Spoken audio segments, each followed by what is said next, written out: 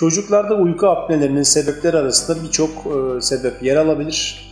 Çocuklardaki uyku apneleri erişkinlere göre bana göre daha da önem arz eder. Zira çocuklar bildiğimiz gibi uyuyarak büyürler. Onların sağlıklı bir uykuya ihtiyacı vardır.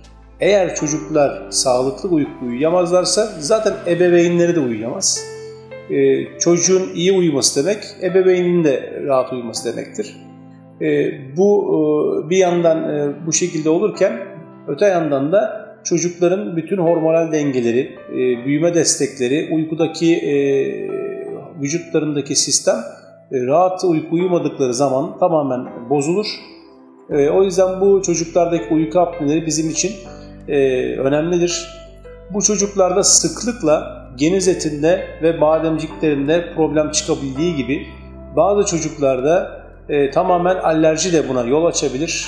Burundaki etlerdeki şişme gece çocukları rahat uyutmaksızın problemlere yol açabilirler. Bu çocukların aileleri tarafından fark edildikleri zaman en kısa zamanda önce bizler tarafından, kulak burun boğaz uzmanları tarafından görülmesini öneriyoruz.